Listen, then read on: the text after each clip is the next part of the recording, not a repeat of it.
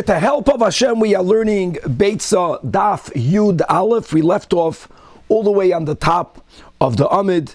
We're going to be referring back to the case in the Mishnah on Daf Yud Amid Beis regarding someone who designated the doves that were inside the pigeonhole prior to Yom Tov, but on Yom Tov you find them on the ledge in the front. Says the Mishnah that those pigeons are asurim. And here again we're going to bring up that beautiful Rabbi Hanina that speaks about how are we to deal in a scenario where you have a roiv, and on the other hand you have karoiv, you have conflicting values. Which one will trump? Says Rabbi Hanina, halech achar haroiv. Again, l'chu'ura, that's connected to the din and the Mishnah, and the Gemara again, as we had in the previous year, will say that that's not necessarily the case. We're going to learn something very interesting simply about the nature of a dove. And if you remember, B'chlal, this whole sugya about taking a bird out of its chicken coop or out of a dove coat, for this not to include the violation of tzeidah, and we spoke out to Tosfos in the beginning of the sugya, we're speaking about young birds that are unable to properly fly. Nevertheless, they have the ability to hop. We're going to see about how far do they hop away from their nest. And no matter what the distance is, they won't even go the full distance if they are unable, while turning around, to see their pigeonhole. In other words, they go away as long as they are always able to turn around and to see from where they came from. We're going to have on Daf Yud Aleph the Mishnah that we already spoke out before in the Gemara, the Mishnah about the Eli, the Mishnah about the pestle that's normally used to grind grains. We learned the sugya kefi shitas Rashi, an Eli will be your classical keli or kli shemalachto le'iser. Question is, can you use it as a board upon which to chop meat on Yom Tov? We're going to have the topic of tircha shaloi l'tzoyrech in the context of that if you take something and prior to using it you change your mind, thus you won't use it, whether that will render your taking it into a tircha shaloi l'tzoyrech or not. Actually, what I just mentioned for sure is called a tircha shaloi l'tzoyrech. The question is, do we have to be chayish? Do we have to have such a fear that such a thing might happen? We're going to have the sugya of that we permitted something to be done at the end, because if we won't permit it, then you might not do it to begin with, right? Like Ula speaks out that shloisha devarim hitiru soifan mishum tchilasan. The Gemara is then going to add a fourth halacha, which is also included in this hitiru soifan mishum tchilasan. We're going to have a ha'arama that will be permitted. As we already mentioned, the problem, the challenge, the prohibition of tanning hides on Yom Tov. The counter to that is that if you don't tan it at all, if you don't start working with the hide at all, it might get spoiled, and in that case you might not shech the animal to begin with. What type of harama will be permitted? And ultimately we're going to have the Mishnah Daf Yud Aleph Amid Beis about a vendor being allowed to take off the shutter on Yom Tov, to put on the shutter his schayra, to put his merchandise, and then perhaps to be allowed to replace, to put back the shutter inside the booth, as was the way that vendors would behave in those days. And we're going to see that the shutters, some of them had 2 pivots, some of them had 1 pivot, some of them had no pivots. In other words, its replacement into the booth was more solid, was a little bit solid, was very flimsy. All of that will play into the question whether you may do that or not, and much more. Again, let us start on Daf Yud Aleph Amid Aleph. We are all the way on the top of the Amid, 2 dots. Gemara is referring back to the scenario where any non-domesticated bird, including doves, have a default status of muktzah. Even if you have a dove coat in your backyard, doesn't matter. They're non-domesticated. And you need to pre-designate them. So we had the machlokes, whether it has to be done by handling it, whether a verbal but specific designation suffices. And you made that. The problem is that the birds, the doves that you had inside the pigeonhole on Yom Tov are found umatzah lifnei hakein. They are in the ledge right in front of it. So the Mishnah paskins asurim. Why is it prohibited? Because we presume that the doves that were in the pigeonhole, they flew away. And the doves that you find now on the ledge, they came from out there. Okay, so says the Gemara, again, we had this in the last year, Lema Luchu'ura, should we say that this rule will be a siyua, will be something that Rabbi Chanina can lean on. What does Rabbi Chanina say? We know that generally there's the principle of roiv, of majority. There's another principle called karev, proximity. How are we to react if roiv and karev are conflicting one and the other? So Rabbi Chanina says, when you have to pick one over the other, halech achar haroiv. You follow majority. Majority is a stronger principle than the principle of proximity. And l'choira, that is mamish the basis for the din of our Mishnah. In other words, why are we saying that the pigeons that you find on the ledge are prohibited? Why would they be prohibited? Why don't we say that they came from the closest source? The closest source was from inside the pigeonhole. Inside the pigeonhole, the doves were muchand, they were prepared. And the answer is correct. Karev would lead you to that conclusion, but on the other hand, the majority of the pigeons, the majority of the doves, they are muktzah. So karev and roiv, halech achar haroiv, that should be the rule. So says the Gemara, Amar Abaya, not necessarily so, because perhaps the Mishnah is only speaking about a case where the ledge that's in front of your pigeonhole is not a little narrow ledge, which is generally only going to be used by the pigeons from within the hole, but it's bedav, there's a proper large platform, and whenever you put a large platform on your shevach in front of a pigeonhole, not only do the pigeons that are inside the hole, the doves from inside the hole will make use of that daf, but all of the pigeons of the area will come and they will roost, they will hang out on the daf. So even if you will only look at what's more karev, I still will argue that pigeons from Ma'alma were already sitting on the daf, and therefore these are the pigeons. So it's not one conflicting the other. Adarabah, you only look at karev together with roiv, and therefore the Mishnah says it's asurim. So says Abaya. Now the difficulty with Abaya is that the Mishnah didn't say that. Abaya is really limiting the scenario of the Mishnah. Normally you were to argue Rabbeinu HaKadosh should have said that. So Rava Omar, he doesn't like the daf, but he speaks about something that's a lot more common. Again, what Rava says is also not written explicitly in the Mishnah, but it was very common for people who have dove coats to have not one pigeonhole, but many of them. Whether they're going to have a little edge or a daf, that's already something not that common. Normally you would have just a normal ledge. But Rava says that b'shnei kinim zula ma'ila mizu askinan. The Mishnah is speaking about a scenario where you have two pigeonholes and dafka one above the other. And before Yom Tov, the case is that you designated the pigeons or the doves that were only in one. When you come on Yom Tov, what happens is, and there were pigeons in the other, and now when you come on Yom Tov, both are empty. So it's not only that the ones that were pre-designated are empty, the other ones that are also near karev, they're also empty. And let's read it inside. There's no need to say that in the case where zimein betachtoina, that the pre-designated ones were in the lower pigeonhole, and you bechlal did not designate the pigeons or the doves that were in the one above, ba'al yoina. Again, on Yom Tov day, they are both empty. Umatza betachtoina. Now, on what ledge do you have now the pigeons? Only on the ledge of the bottom one. V'loi matza ba'al yoina. Here, for sure, independent of Rab Chanina's rule, karev and roiv, halech achar haroiv. Here, no, the ledge is near the bottom hole, the ledge is near the top one. They're both karev. Here, for sure, we have to be machmer, we have to be stringent by saying the omrin and hanoch azlo la'alma, that the ones from the lower one, they flew away. V'hanoch, the ones that you find now on the ledge, are from the upper pigeonhole. And why are they on the ledge of the lower one? Oh, that's very normal for pigeons, for doves, to jump down. Ishtarvuve, ishtarvuv, right? The nachos. They wandered out and they lowered themselves. That for sure we have to be suspicious for, and therefore paskin that they are asurin. Ella continues Rava filu zimin bal yoina, even if the scenario was that the pre-muchand ones, the designated ones, were from the ones inside the above pigeonhole. And the pigeons that were before Yom Tov inside the lower one, you did not designate. They are the muksa ones. And now you come on Yom Tov, like we mentioned, and both pigeonholes themselves are empty.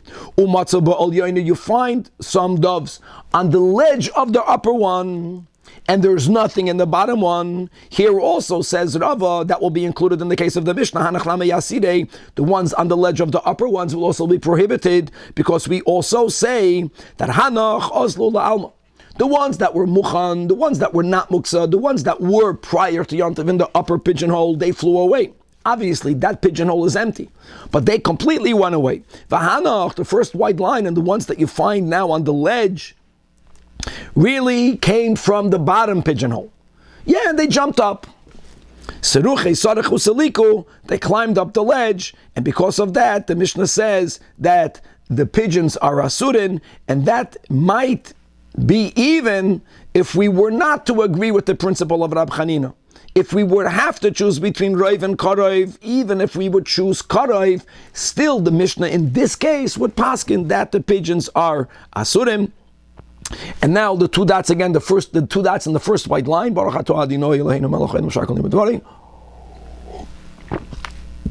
Mishnah says that if you pre-designated pigeons inside the pigeonhole, and on Yom Tov it's empty, you find pigeons on the ledge.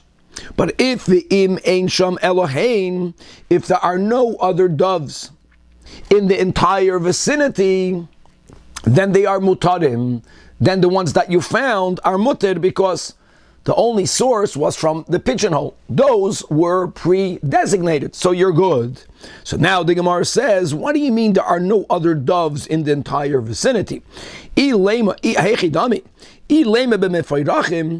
we are referring to birds that can fly, then what do you mean there's no doves in the vicinity? Who cares? Doves that can fly are not bound to be coming from your vicinity. Why don't we say the ones that were muchand are no longer here, and the ones that you found they came from out there. Who cares if they're not from the vicinity? Elot must be that we're speaking about the doves that you designated, the doves that you found are doves that are only able to hop. And again, like we mentioned, this has to be said from another angle anyways, because for you not to go into the challenge of tzeda, which may not be done on Yom Tov.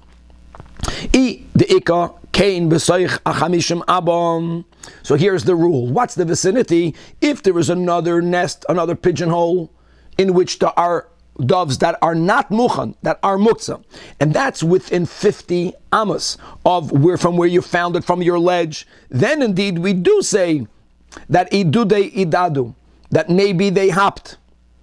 Just laha'ir from everything we learned above. Here again you have roiv and karev. And if there isn't any other a pigeonhole within 50 amas, so then pshita de mutaren. Then what's the novelty?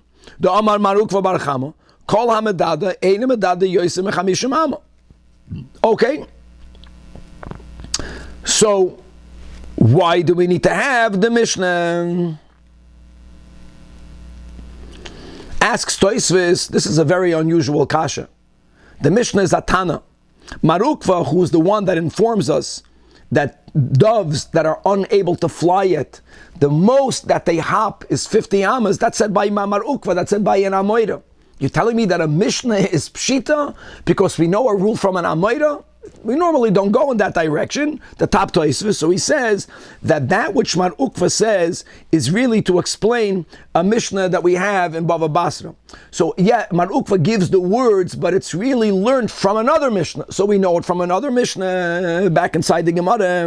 La'olam explains the Gemara, the Ika Kain B'Soy Chamishim Ama. There is another chicken, a pigeonhole, dove coat within 50 amas. But, so indeed, why don't we say it came from there? Why don't we say it came from there? Ukegoin the kaima bekeren zavis. It's within 50 amas, but your dove coat is on one side of a building. Here you have in Rashi towards the bottom of the Amara picture. The one that's ma'alma, the one that has pigeons that are muktzah, they are, let's say, 30 amas away. if you were to measure how many steps you are taking. But it's on the other side, it's on another side of a building. In other words, when you leave one pigeonhole, if you were to turn the corner to go to the other one, you would be unable to see the place where you came from. And Mao, the Tema you, therefore you would have thought, and like Man Ukva says, that up to 50 amas, doves will wander away. They'll hop away and then they'll come back. And therefore you would have to say that it's Asurin. Komash Milan, that's the Chiddush of the Mishnah, that Kol Eichad Medade. V'hader Chazei Lekane, then Medade. As long as it can hop. And every now and then the dove will turn around to make sure that it sees its home, that it sees its shoydish, that it sees from where it comes from. As long as it can see its shoydish, it's not afraid to go far within the 50 amas, but it can go away. But the Eloi, being that the case in the Mishnah is it's within 50 amas, but since it's around the corner, so there comes a point that it maybe only went 5 amas or 10 amas, it doesn't matter. But since it has to turn a corner, it won't turn the corner because it would be unable to see its source. And therefore, we can say that the doves that you found are the doves from your dovecote, from your pigeonhole, the ones that are muchan, and therefore the Mishnah says they are mutarim. Ve'iloi loy medada, how beautiful is that? Applying it to us, we're called doves, the Jewish people. That's the whole echt of a ashuv. See, the challenge that we have to make sure that we don't make a mistake is because we know that we can always turn around and we can come back to our source. And we have to make sure that that doesn't justify us hopping away too far, God forbid. Again, just to point out that this whole concept, to a certain degree, does challenge the whole Gemara above. Because if we're trying to say that our Mishnah is not a shiur to Rabbi Chanina, well, here doesn't appear to be that way. Because even though it's within 50 amas, I take that back because what we are saying is that the pigeons that you found on the ledge were here before, perhaps. They were here before. It's still called karev. That's the way you must say. As long as it's within 50 amas, it's not roiv versus karev. It's karev. Okay, says the Mishnah. The beautiful thing is that we had all of these Mishnayos and above, and therefore it's helpful when we hear it again to better get it the second time. So here's the source. An Eli is a pestle that normally is used to grind kernels, and as we mentioned, even though that food-related activities are generally permitted to be done on Yom Tov, but when it comes to preparing bread, that's only from kneading onwards. And any other activity that even if you would have done it before Yom Tov would not have made the food less fresh, like whether you're going to crush the kernels into flour today or yesterday or tomorrow, it won't make the flour and the bread and the pastries more or less fresh, then you have to do it prior to Yom Tov. So therefore we're viewing the Eli as a keli that is designated for something that's prohibited to be done on Yom Tov, so learns Rashi. Now, if you want to use it, let's say gufay, you're using it for a permitted activity. You have meat and you need a chopping board. Can you chop meat on this Eli? So Beishamai says no, and Beis Hillel says yes. Now, just to point out that we are learning Gemara Rashi, the second Tosfos in the Amid wants to make it clear that it's not enough for you to say that this Eli is in the category of a keli shemalachta le'iser, because then Beis Shammai would not prohibit it. Even Beis Shammai will admit that you are allowed to use it l'tzoyrach gufay. And therefore Tosfos adds a nuance that since this Eli is something that ordinarily the owner would not allow to use for any other purpose, that's called muksa machmas chesron kis or machmas chisaron kis, which is a higher category of muksa. The owner is concerned that if you'll use this pestle for other items, for other works, for other activities, it's going to ruin it, and it's something of great value. That is even worse, and that's why Beis Shammai says you may not do it. That's very important. That means according to Tosfos, even muksa machmas chesron kis, Beis Hillel will be matir. Anyways, we're coming back. We're learning Shitas Rashi, Dafka. This is really a machlokes in the Gemara. How to understand the Eli, that this is only a Keli Shemalach Iser, and that's the machlokes between Beis Shammai and Beis Hillel. Again, Beis Hillel is going to be the lenient opinion. That's the normal Beis Hillel, and we paskin like Beis Hillel that you could use it l'tzoyrech gufay. Now, next case. Weiter. Beis Shammai yomrim, you shecht an animal on Yontiv, which you may. You have the hide that normally you would begin at least the tanning process on the day that you slaughter it to make sure the hide will not start to spoil, and you may not tan the hide mido oiraisa, but if you were to put it in a public area, in a place where many people are walking back and forth, and people that will be walking on the hide won't be aware of the fact that what they are doing is beginning to tan it. It's not their intent. They don't even know it's there.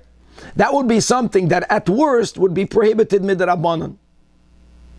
So why would we allow something that normally is prohibited rabbinically? Because if you won't be allowed to begin the tanning process, we are afraid that you won't shech the animal to begin with. So Beis Shammai yomrim ein noisnin es ha'oir lifnei hadorson. You may not place the animal hide where it will be trampled upon, and not only that, it's not only about the problem of beginning of ma'abed, that's the meaning of tanning, but b'chlal it's muktzah v'lo yagbiyanu. You may not even lift it. Elam kein yesh imay kazayis basan. If there is a kazayis of meat. Can be raw meat, doesn't matter. But you are allowed to take now this raw meat to prepare it for Yom Tov. So that will justify you moving the entire hide. If you don't even have a kazayas of meat, then it's muktzah to begin with. And Beis Hillel are matirin on both. Why is it not muktzah? Because they allow you on Yom Tov to put it in front of people for it to be trampled upon. That in itself takes it away from its muktzah status. That means you are allowed to begin the procedure of tanning it, which normally would have been a rabbinic violation because of Simchas Yom Tov. Okay, the Gemara is going to begin first on the first case of the Mishnah, which is the case of the Eli, the case of the pestle. So Tana, we learned in a Beitzah that the Shavin, both Beis Hillel and Beis Shammai will agree that she'im katzav olav basar, that once you already used it to chop meat on it, that now she'asar l'taltaloi, you may not move it, and now we're speaking about moving it. This is called l'tzoyrach atzmai. Let's say it's right now in a location, or let's say the sun is beating down, and you don't want the sun to completely dry out, or somehow it's going to ruin that heat is going to degrade the quality of the Eli. Moving an item that's normally designated for something that may not be done on Yom Tov for itself, that's something that you may not do. That's bein leBeis Shammai ubein leBeis Hillel. Okay, Amar Abaya, says Abaya, that machlokes in our Mishnah is only be'eli, a pestle that is normally used to crush grain.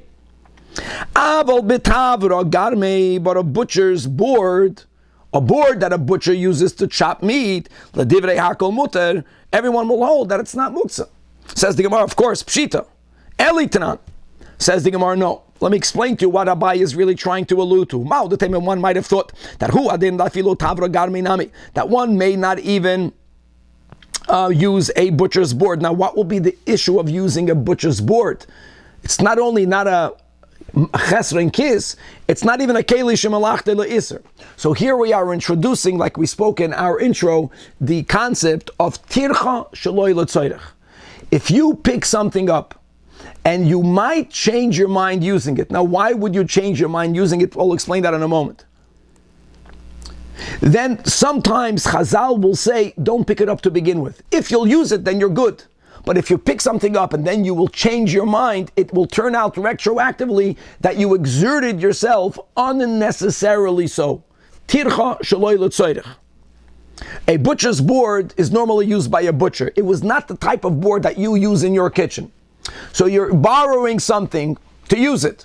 You might change your mind. Okay.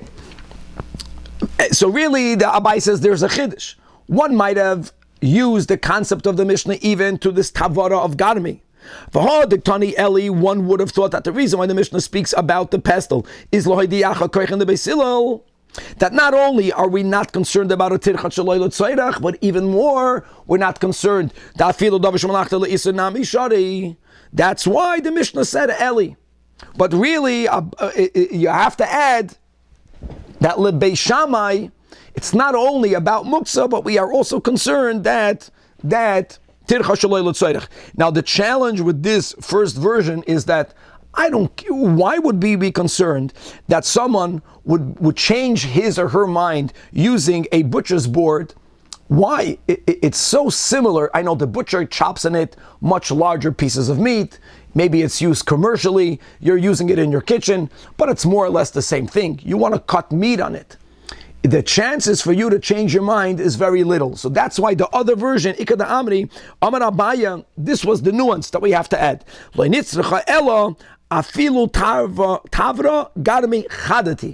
If you have a brand new butcher's board, any brand new keli, you have that feeling, oh my God, the moment you use it the first time, you already get it filled with fats, and you're already, it gets dirtied.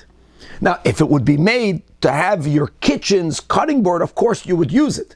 But this is a butcher's board. So here you're changing its function a little bit from it being used, let's say commercially, for you using it in your private kitchen, and it's brand new.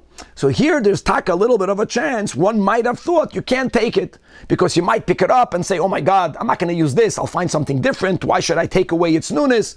And here again, Mao the Tema. Yes. I don't understand something. Do we ever, in the concept of muksa, have this idea that a kli shemlach in the heter can't be moved? This is not muksa. We're not talking about muksa. We're talking about mimlach v'loy tavar. Mimlach means that you picked something up, something that's significant, and you might end up not using it. It's going to come out that you exerted yourself. Shaloi l'tzoyrech. I understand, but I'm saying anytime you pick up a kli shemlach in the heter without using it, you could say that you exerted yourself. Why would you pick it up if you're not going to use it? It's very rare for that to happen. Whenever you make substitutions, that's where you would say it. When you're taking, what you need, you don't find. You're taking something else that can also serve your need. Yes, that's the topic. Something else that can also serve your need, you might change your mind. And we might have thought that we would say mimlach v'loy tavar Allah because it's brand new. Komash malan, that you are allowed to use it. That you are, so it's like that's, I'm sorry, so Abaye is, at least there's a chiddush, Danny. In other words, what Abaye is saying is that even Beis Shammai doesn't have that suspicion. Hello, Danny, that answers your question. But there's a novelty in that. Says the Gemara, well, is that true? Beis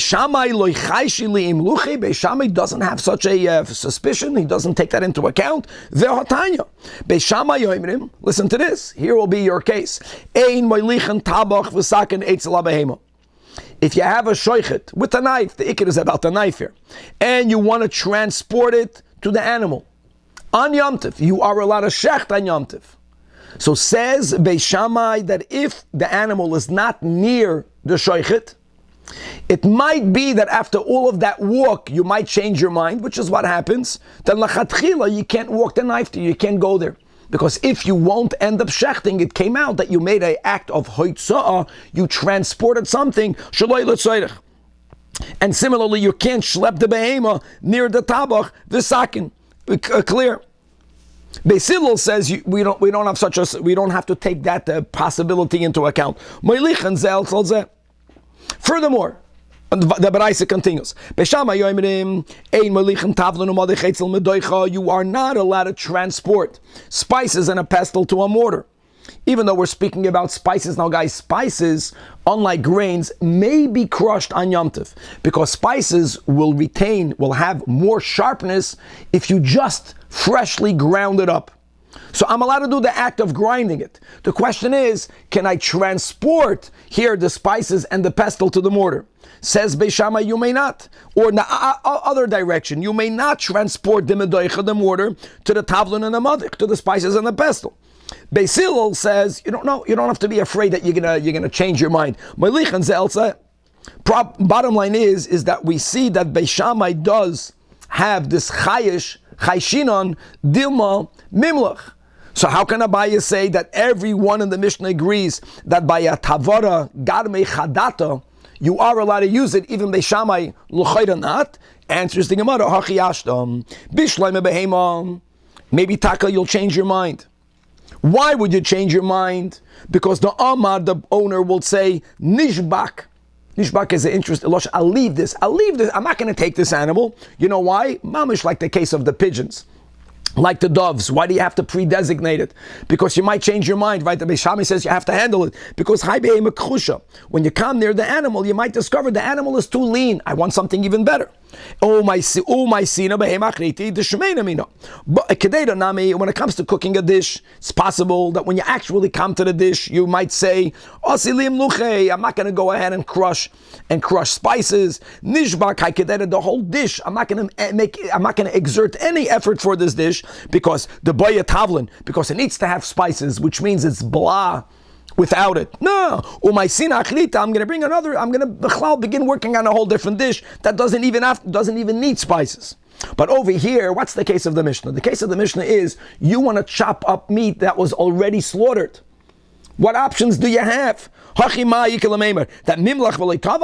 you're going to change your mind? No, even the shachta, since you already slaughtered the animal, that's the case. Then the tefira kaima, it stands to be cut up. There's no reason for you not to end up doing what you're doing. Now, again, there's the chiddush is that you would have thought that it's a brand new board. Doesn't matter. It's made to cut meat upon it. That you're not going to change your mind. And the whole issue in the Mishnah, again, Lashitas Rashi, is kelish malachta l'isar. This is a pestle. The pestle is made to crush grains. Crushing grains is not something that you can do on Yom Tiv. You are changing its purpose. Kelish malachta l'isar. Beis Shammai holds may not be moved. L'tzoyrech gufay. And according to Tosfos, Beis Shammai holds that a keli that has in it chesron kis may not be used. Next case in the Mishnah regarding placing the animal's hide, where it will be trampled upon. Beis Shammai is machmir, you may not do it, thus rendering the hide muktzah unless it has substantial, meaning kazayis meat on it. Beis Hillel says you are allowed to do it. Tana, we learned in a Beitzah of Vishavin. Both Beis Shammai and certainly Beis Hillel agree shemoilchan olav basar litzli, that when you are about to roast meat, and Chavre, we learned this in Chulin. So yes, we have to get rid of the blood.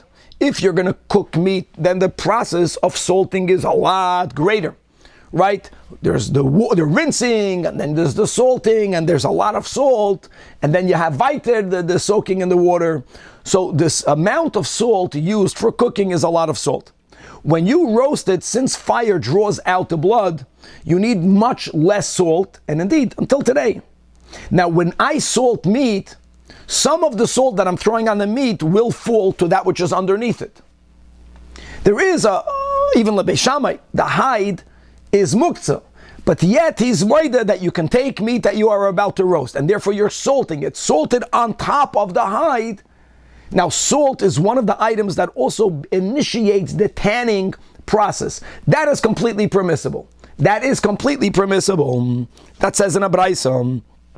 Amar Abaya adds Abaya on the Beitzah, lo shanu, only the small amount, elo litzli. But if you're going to be salting meat to cook, which you are allowed to do on Yom Tov, but there you're using large amounts of salts, then no, you may not do it. Hold on, the Gemara says, who needed the Beitzah to say that? Pshita, the Beitzah says, litzli tanan. So Kamash Malan, dafilu litzli ke'en kedera also, that if you are roasting it, and you're using this, what we call as a ha'arama, you're like tricking the system. Person will say, I'm roasting it, I'm going to add more salt for roasting it. That you may not do.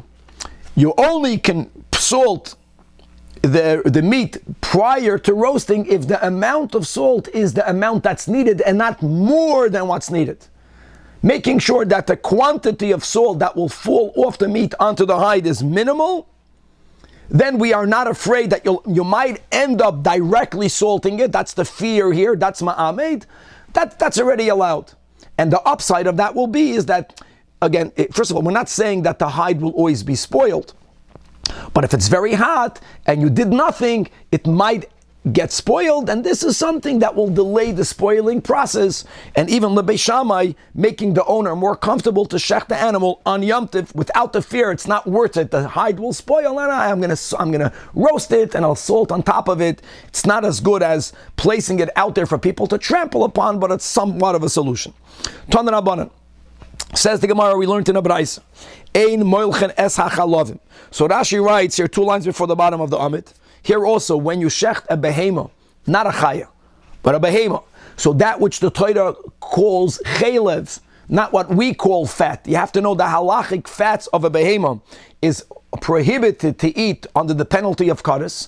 On the other hand, you can make use of that chaylev. It's muter b'hana'ah. Here again, the chaylev of a behema, if it's not salted, very similar to the process of tanning hides, that type of process should be done to the chaylev if you don't want it to ruin. Here again, we're speaking about an animal that you shechted on Yom Tov as you may, yet, says the Beitzah, you may not salt it. You can't begin the process. That's called ma'abed. Not only that, you can't even start turning it over from one side to the other, because normally when people would start turning the fats from one side to the other, that was prep for the salting, that was prep for the tanning of the fats. Tanning of the fats is prohibited biblically, so don't even start turning it over from one side to the other. However, Mishum Rabbi Yeshua Amru, that what? That shoitchan baruach al gabe yesedos. If you have pegs, and they would sometimes stretch these fats on pegs, you are doing it because you want a lot of wind. You want it to be exposed to more wind to prevent it from spoiling. That's something that you are allowed to do. 1 second. But how is that different than salting? So we'll see in a moment that if people would sometimes sit on it, or they would use these fats as a mat, so what you're doing is you are preparing it, so to say, to do something with it that you are allowed to do on Yom Tov, that's permitted. And here we're not going to say, but you might end up salting it, you won't. Amar Rav Masna, I want you to know that the halach is like Rabbi Yeshua. That's version number 1. Version number 2 is, Ikeda Amri, Amar Rav Masna, Ein halach like Rabbi Yeshua. Asks the Gemara, hold on. We needed the Rav Masna to say that. Without Rav Masna, I would have said, Yachid v'Rabim, halachic kerabim. We follow the majority. Here it's Rabbi Yehoshua. Obviously, the Tanakh does not even allow you to spread it over on pegs. So there's a chiddush by telling you halachic yachid. Right? Second to last line. Navros then, the Allah is like the Chachamim. Pshita yachad v'rabim halachic kirabim. Answers the Gemara, there is still a need, because now the Tema Mistaber time of Rabbi Yeshua. Why is that? In other words, why are we looking for these way outs? We're looking for a heter, because the Eloi shot is slave. You won't find a way that you will be allowed to prevent these fats from getting spoiled. Mimna v'loi shachat. You might not end up slaughtering the animal to begin with, and therefore you will lack in Simchas Yom Tov, Komash Malan, that you are allowed to spread it on pegs. You are allowed to spread it on pegs. Now, asks the Gemara, we paskin like Beis Hillel. Beis Hillel allows you to put the hide in an area upon which it will be trampled upon. Mamish.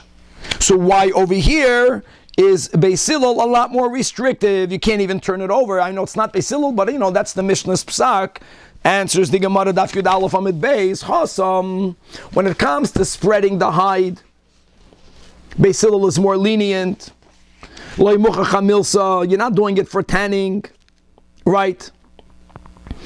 Why is that? Because mishum the chazi lemizga alei fakir, the hide is something that people sometimes use as a mat, even if no tanning was done to it at all. So that's why it doesn't look as bad. So you're putting it out there. Because maybe someone wants to sit right over there instead of sitting on the mud, they'll sit on the hide. But hachi over here, when it comes to the spreading of the fats, they'll say that if I have a way of somehow making some use of it, right? Especially, let's go with Ein halachic Rabbi Yeshua, I can't even spread it on pegs. If we wouldn't say that, if we would allow you to spread it on the pegs, I would say, why am I allowed to do it? in order for it not to get spoiled. They took that into account. So mali lemishtachinu, mali lemimlechinu. If they allowed me to spread it on pegs, maybe they allowed me at least to put some salt on it. So kamash malan, that what? And that's why even lebeis Hillel, there's no such permit. We're looking for other solutions of beginning a salting process. Says Rav Yehuda in the name of Shmuel, Moilech Adam Kama Chatichos Basa B'Basachas. Salting, not only is salting fats a preservative, but even meat without refrigeration. When meat is salted, it's going to last a lot longer prior to it getting spoiled. What happens if you shecht an animal on Yontif? Now, shechting on Yontif is permitted. Salting those parts of the meat that you will eat on Yontif is permitted. What happens to the other parts of meat that you don't plan to eat today? Then that will be something that you would not be allowed to do anything with. The problem is it's going to get spoiled. So here is a way out. That if the amount of salt that you need for the meat that you will eat today, you have to put a whole handful of salt. If that amount of salt is good for one piece, it's good for two pieces, by you putting the two pieces together, you're not doing anything in addition. Then you can take the salt and throw it on two pieces. That you could salt various pieces of meat as long as you're doing it the bas achas. You're doing it in a single act of salting. Again, we're trying to find a way out where you're not going to be violating preparing for the weekday, and you're not going to be violating working on Yom Tov, and that will be the way out. Rav Ada bar Ahava has a better solution. What happens if you have a large behemoth? And no, if you want to salt all of the meat, one single act of salting won't be enough to cover everything. So what should you do? So he gives a gavaldik solution. That's called a ha'arama. You're tricking the system. Take a piece of meat. Let's say on Yom Tov you're going to have 10 ounces of meat. Good. Take 10 ounces of meat and you can salt it. Then you are allowed to say, you know what? I don't want this piece. I'm going to have another piece. Then you take another piece. Weiter you salt it. And you go through the whole animal. In other words, every time you salted the meat, your intent is, this is the one I'm eating today. Verstehst? That's a way to trick the system. You should do an act of harama, and you should salt one piece, and then another piece, and then another piece. And every time you finish salting it, change your mind. Say, not this one, I'm going to go to another one. That's a rus, that's a harama, and that's permitted, all because of Simchas Yom Tov. Because we don't want for people to hesitate slaughtering an animal by saying, listen, I can only do certain things only for that which is needed for today. All of the rest I can't do anything with. It's going to get ruined. It's a big expense. You know what? I'm not going to have meat. For Simchas Yom Tov, whenever we could, we figure out ways for the person to know that they won't lose the rest of the animal. Moving on to the next Mishnah. Says the Mishnah, Wait, does it make sense, Rabbi? I can't hear you, Kevin. Sorry, okay, go on. Says the Mishnah, like we spoke out before, vendors would many times store their merchandise in these booths that were not mamish real estate, they were movable booths. Things in there were secured because there was like a trisin, there was some sort of shutter that, that blocked, that disallowed people from just going into these booths. When vendors would properly open up their shops, not only would they remove the shutters, but they would use these shutters as trays upon which to display their merchandise. Says Be'en on Yom Tov again to speak out, that again we'll get to more details later, that one is allowed to purchase items on Yom Tov, items that are needed for Yom Tov with many conditions. You can't count a specific amount, you can't speak money. So you go into a store, so normally this only works when the seller and the buyer know each other and trust each other. So let's say I ran out of water today. So you go into a shop and you take a box of Perrier, you take a box of water, and after Yom Tov you go over and you tell them I took a box, and then you make up and you pay them. So that action of taking the box is permitted. Question is, can you remove the shutters? Beishamai says, "Ein misalken esatiris in the Yom Tov." Now, what would be the issue? The way we learned this Gemara is that there is a prohibition of demolishing and of building, soiser and boina, and Beis Shammai holds that the problem, the malacha of soiser does not allow you to remove the shutters. Beis Hillel not only allow you to remove it, but even after the sale was done, you can even replace it. Now, if, as we'll develop the sugya, if according to Beis Hillel, like we spoke out above, ein binyan ve'ein stira b'kelim, is a strong halacha, that it's completely a non-issue, still you can argue, there's a why are you putting the shutter back? Well, you're putting the shutter back for people not to be able to steal merchandise. And as we'll speak out, that even if you were to view this as a non-Yom Tov need, for people not to steal your merchandise, if the vendor would not be allowed to put the shutter back, he would not sell merchandise to begin with. And this will be one of the many cases where Chazal permitted something to be done at the end, which would be to replace the shutters, because they knew that if they won't permit that, you will not to begin with sell merchandise. There'll be a lack of food that's needed for Yom Tov, there'll be a lack of Simchas Yom Tov. So, Beis Hillel, Matirin, Afla Hachzer. Says the Gemara, first of all, my Tirisin means what type of Tirisin? What type of shutters? Amar Ula, we're Dafka speaking about Tirisei Chanuya, is shutters of vendor stalls, meaning that they're not attached to the ground. If these are buildings that are attached to the ground, then absolutely Beis Hillel wouldn't be that lenient. That will go into the problem of binyan or of stira. Now that we clarified that there's no biblical issue here, but there might be a problem, but the counter is Simchas Yom Tov, which is why you are allowed to remove it to sell it. Now we want to understand why does Beis Hillel even allow you to replace it. For Amarula, that shloisha devarim itiru seifim mishum tchilas. And there are three halachas where we say this principle that we permit the final phase in order for you to do it to begin with. If we would leave the final step prohibited, and theoretically it should be prohibited, you might not do what you are allowed to do, and in our case, you won't sell anything, and there'll be a lack of Simchas Yom Tov. And what are the three Devarim? The Elohein, and we had all of them, we had two of them here, and then we'll learn a third one. Number one is the Elohein Oir Lefnei Hadarson. The fact that Beis Hillel allows you to spread the hide, even though we learned on top of the Amid that, sometimes people would spread the hide out for people to use it as a mat, it's a stretch. They only allowed for you to do that, and not saying that you might end up doing ma'abed, or there's no ma'abed midrabanan, because if you won't be allowed to do it, you're not going to shech the animal. Number two is our Mishnah. The fact that Beis Hillel allows you lahachzir to put back these shutters, trisei chanuyos, that's because of this rule of hitiru soifan mishum tchilasan. And number three, v'chazaras ritiya b'migdash.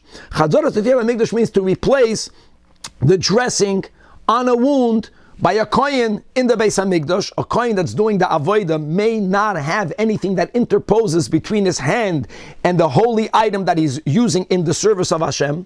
If he has a wound and he has a bandage, so during the avodah he has to remove the bandage. The only problem is that he's not concerned about the removing of the bandage for the few minutes of the avodah. What the kohen will be concerned is that if he won't be allowed to replace the bandage, and normally you may not bandage yourself on Shabbos. Or why? Because of the fear that the Chachamim had that if you're going to take medicine, or in our case, if you're going to dress a wound, you might end up shchikas samamanim. You might end up grinding the various herbs to make that into the ointment that you need or the medicine that you need. So to be far away from making medicines on Shabbos, you may not take medicines, including you may not dress a wound. That rabbinic decree was let go in the Beis HaMikdash. A kohen is allowed to redress his wound, and why is that? Because if they would not have been mated dressing a wound by a kohen in the Beis HaMikdash, then knowing that there's a chatzitza, not wanting for his wound to get infected, whether they use those words then or not is irrelevant, he's not going to do the avodah. He's not going to do the avodah. I don't want to get into a problem. I want to make sure that I heal properly. So they allowed you, therefore, b'soifan, to redress the wound. B'meila, you won't hesitate and you'll take off the bandage, knowing now there won't be a chatzitza, and you'll do the avodah. These are the three cases. Rachva says in the name of Rebbe Yehuda, beautiful Rashi here, that this Rebbe Yehuda, the teacher of Rachva, was also an Amoira. Normally Amoirayim from Bavel did not have the real smicha, so normally they're not called Rebbe, they're called Rav. However, since Rashi writes over here, V'nira be'enai, that the Rabbi Muvak of Rachava was Rav Yehuda, we should all call our Rabbi Muvak Rebbe. Call the Rebbe, Hostel. Oh, very nice. So Rachva says the name of his teacher, Rebbe Yehuda. I have a fourth case. So what dinim are we talking about? So in Masechtas Chagig on the 3rd chapter, we go from the most esoteric Gemara, Maaseh Bereishis, Maaseh MERCAVA. In the 2nd chapter, we jump into that, into all of the dinim of Tum and Tara.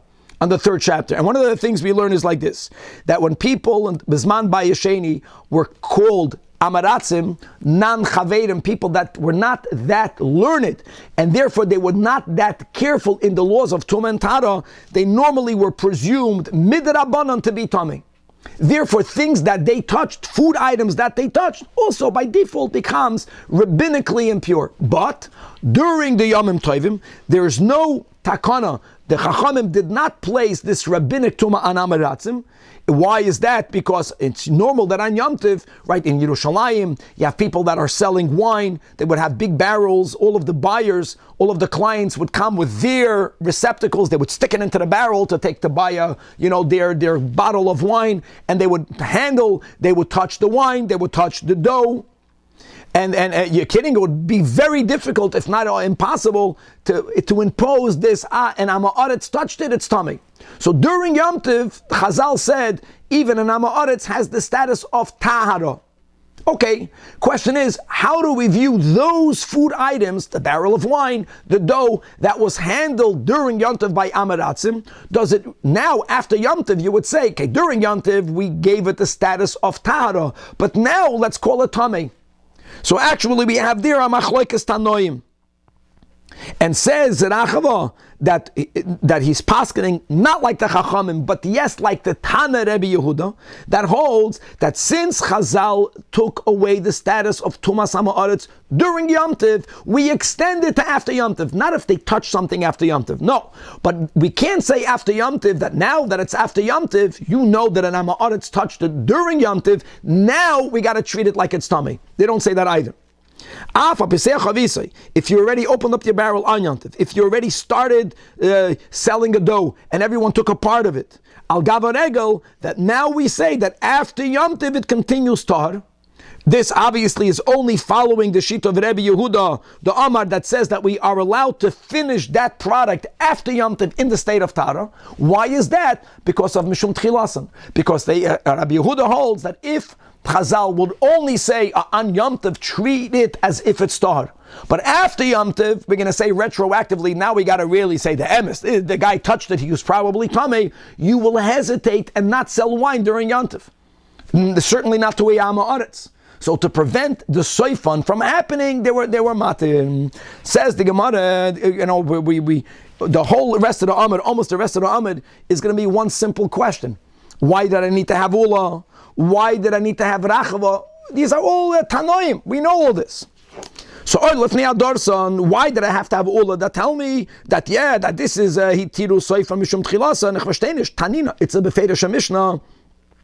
Answers the Gemara, no. Without Ula, I would have thought that the reason why Beis Hillel allows you to place a hide in front of people that will trample upon it is because since the Chazi Lemizga Aliyah, like we learned on top of the Amit, since some people would use the hide to use as a mat. And therefore, this is very important. And if we can always view it that way, even if the animal would have been slaughtered out of Yom Tov, Beis Hillel would have allowed for you to spread out the hide on the public domain, even though you know that people will trample on it, but still, no problem, I'm doing it for a mat. Nami. So Ola wants to tell you, Komash Malan, that the only reason why Beis Hillel allows you to spread it out, even with the Chazi Lemizga Alei, is only because of Itiru Sefer Mishum Tchilasan. It's only because Beis Hillel understood that you might not slaughter it today if you don't have a solution.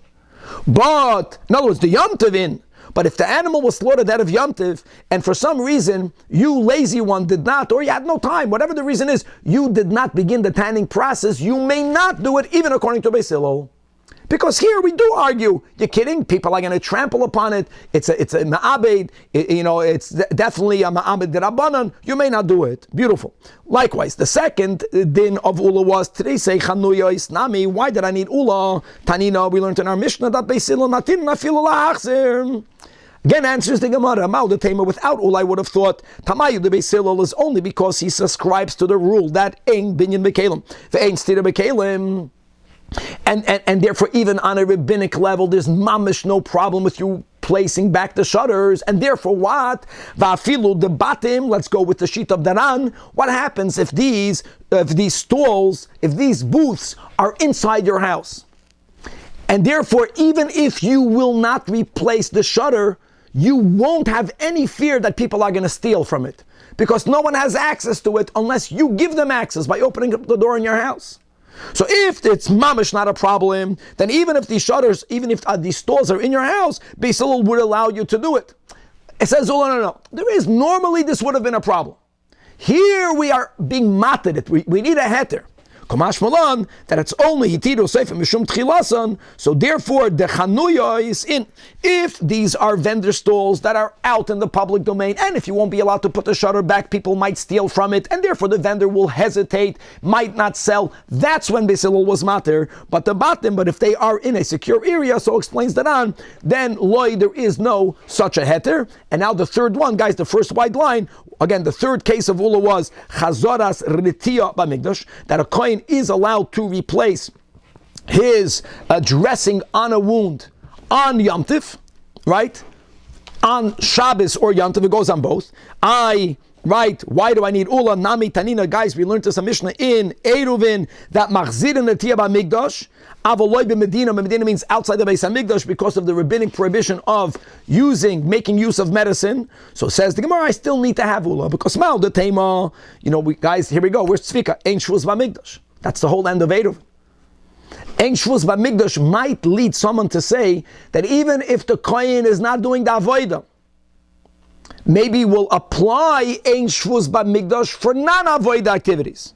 Mishum ein shvus b'mikdash, and therefore I feel a kohen, the lav bar avodah, who also will be allowed to replace a dressing on the wound. So Kamash Malan, no, that this heter, Ein Shvus B'Mikdash, would not apply here. One of the reasons is because Ein Shvus B'Mikdash is only avodah related, and therefore you need to have the reason of Hitiru Sefer Mishum Tchilasan. So only a kohen that is potentially able to do the avodah, him not being allowed to dress his wound, will prevent him from doing the avodah to begin with. That's why we're mated it. So the heter is only the bar avodah in. But if a kohen, for whatever reason, is not going to be doing the avodah, he has no such heter. Even in the Beis HaMikdash, you may not dress a wound on Shabbos, on Yom Tov, because you might end up making the ointment violating an Isur D'Oraisa. Okay, now we had Rachava, who gave a fourth case. So, Pesach es chavisoi nami, did we not learn this in Mishnah in Chagiga, that a Pesach es chavisoi, or if you already began to have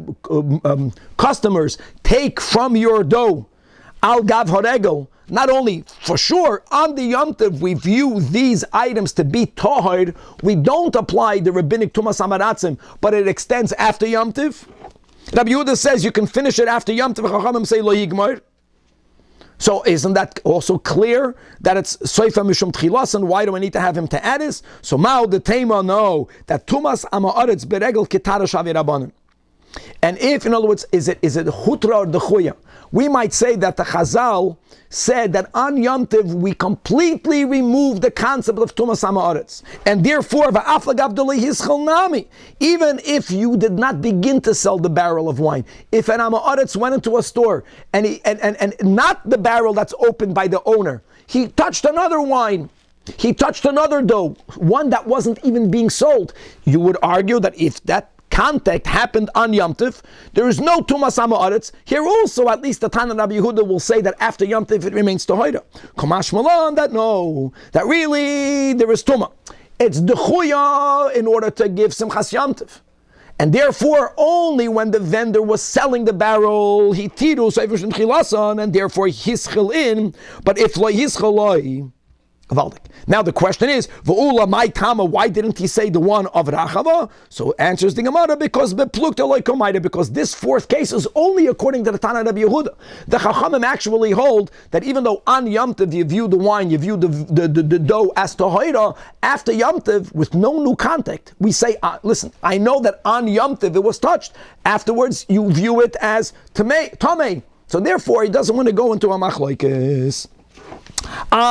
You're telling me that Ula doesn't want to quote a machlekes. We'll end with this. Hanach nami, all of the three cases is also the pluktaninu. He's saying it's din based on Beis Hillel. Says the Gemara, Yishkoyach, Beishami, B'makom Beis Hillel, Eina Mishnah. We have this many times. We don't view Beis Shammai as to be a real authenticated opinion in halacha. Of course, for the mitzvah of limud HaTorah, you make a birchas HaTorah and you only learn the Beis Shammai of a Mishnah, you did the greatest mitzvah, you learned Torah. But he's giving up Sagdin, and now that the Baskol said halacha ki Beis Hillel, we have this many times, we don't even take into account Beis Shammai. So for example, what happens if someone paskin, there's a machlokes, and even though that the consensus is one opinion, you follow the other opinion. We say, okay, you have a leg to stand on.